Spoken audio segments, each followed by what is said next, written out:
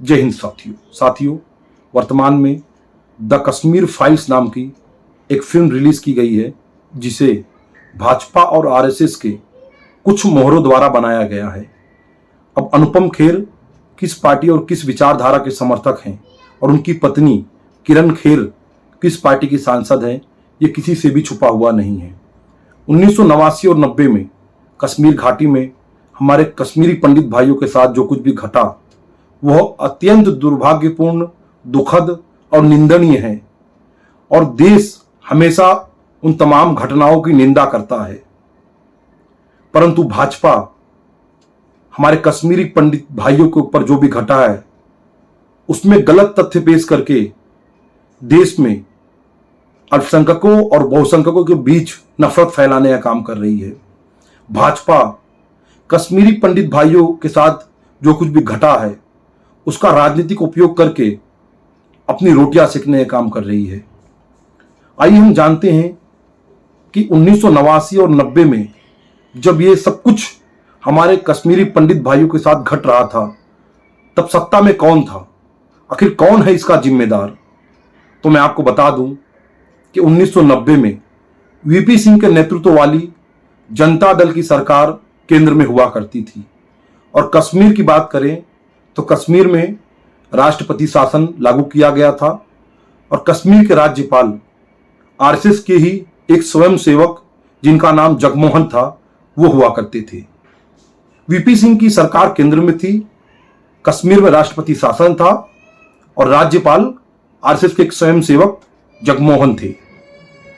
इन सब लोगों की नाक के नीचे हमारे कश्मीरी पंडित भाइयों के साथ अत्याचार हुआ और 4 लाख से अधिक कश्मीरी पंडितों को कश्मीर छोड़कर जाना पड़ा, उन्हें विस्थापन करना पड़ा।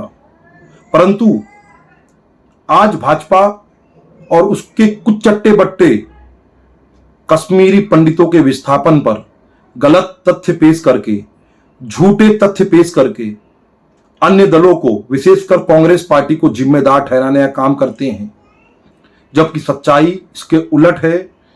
कश्मीरी पंडितों के विस्थापन के समय कांग्रेस सत्ता में नहीं थी, भाजपा के समर्थन वाली जनता दल की सरकार केंद्र में थी और कश्मीर में राष्ट्रपति शासन लागू किया गया था।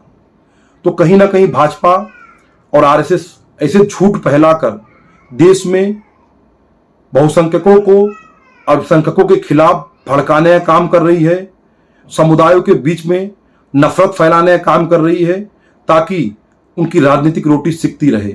मैं समझता हूं हम सबको जागरूक होना चाहिए, हम सबको यह मालूम होना चाहिए कि किस प्रकार से कश्मीरी पंडितों के विस्थापन के पीछे भाजपा और उसकी सहयोगी दल तत्कालीन जनता दल जिम्मेदार थी। बावजूद उसके तमाम घटना का गलत तथ्य पेश करके, गलत चित्र पेश करके इस देश को गुमराह और भ्रमित करने का काम किया जा रहा है। देश की जनता जागरूक है, देश के युवा जागरूक हैं। ऐसे प्रोपेगेंडा में देश उलझने वाला नहीं है और वो भाजपा की तमाम चालों को समझता है, भाजपा के तमाम पैतरों को समझता है। तो मैं मोदी जी और भाजपा को संदेश देना चाहता हूं कि वो कश्मीरी पंडितों के पुनर्वास के लिए काम करे, उनको फिर से कश्मीर में आबाद करने का काम करे, ना कि उनके जख्मों पर नमक छिड़क कर उसका राजनीतिक लाभ लेने का काम करे, ना कि गलत तथ्य पेश करके देश में नफरत फैलाने का काम करे। मैं समझता हूं कि आप सभी जागरूक बनेंगे और कश्मीर की सच्चाई को जानेंगे, कश्मीरी पंडितों की सच्चाई को जानेंगे और हमेशा उनके साथ खड़े रहेंगे। जय हिंद।